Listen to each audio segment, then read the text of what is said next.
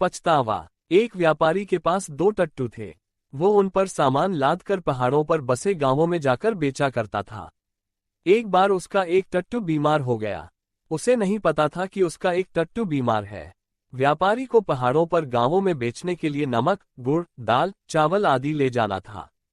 वो पहले की ही तरह दोनों टट्टुओं पर बराबर सामान लादकर अपने व्यापार पर निकल पड़ा। रास्ते में चलते हुए जो टट्टू बीमार था उसे चलने में बहुत कष्ट होने लगा। उसने अपने साथी टट्टू से कहा, आज मेरी तबीयत ठीक नहीं है। मैं अपनी पीठ पर रखा एक बोरा गिरा देता हूँ, तुम बस खड़े रहो। स्वामी वो बोरा उठाकर तुम्हारे ऊपर रख देगा तो मेरा भार कुछ हल्का हो जाएगा, तो शायद मैं तुम्हारे साथ चल सकूंगा।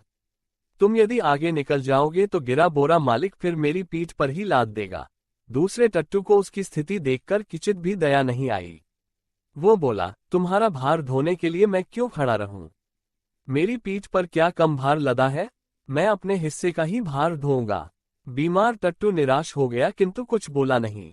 उसकी तबीयत बराबर बिगड़ती जा रही थी। चलने में कठिनाई हो रही थी। तभी एक पहाड़ी पत्थर से ठोकर खाकर वह लुढ़क गया और लुढ़कता हुआ गड्ढे में जा गिरा। थोड़ी देर बाद उसके प्राण पखेरु उड़ गए। व्यापारी को अपने एक टट्टू के मर जाने से बड़ा दुख हुआ। थोड़ी देर व्यापारी वहीं खड़ा रहा। फिर उसने उस गिरे हुए टट्टू के बोरे भी उठाकर दूसरे टट्टू की पीठ पर लाद दिए। इतना बोझ लदते ही वो टट्टू बड़ा पछताया। उसके सामने दूसरा कोई रास्ता भी नहीं था। सामान गिरा देने पर तो पिटने का भय था। वो मन ही मन कहने लगा, यदि मैंने अपने साथी का कहा मानकर उसका बोझ कुछ हल्का कर दिया होता तो यह नौबत नहीं आती। दोष मेरा ही है। उस समय मेरी अक्ल मारी गई थी। अब ये बोझ तो ढोना ही पड़ेगा।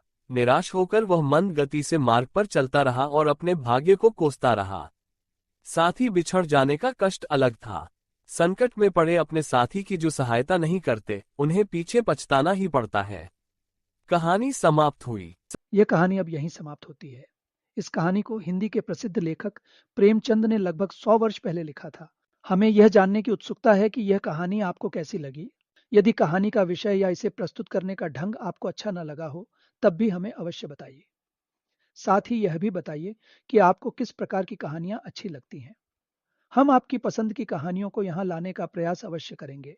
अच्छी कहानी को अपने मित्रों को बताने का अपना ही आनंद होता है। कभी कभी ऐसा भी होता है कि कोई मनचाही वीडियो देखने के 1-2 दिन बाद हम उसे पुनः देखना चाहते हैं, लेकिन वह आसानी से ढूंढे नहीं मिलता। यदि आपके साथ भी ऐसा होता है तो सदस्य बनकर इस समस्या से बचा जा सकता है। भविष्य में पुनः मिलने के लिए इस बार विदा लेते हैं। तब तक के लिए नमस्कार।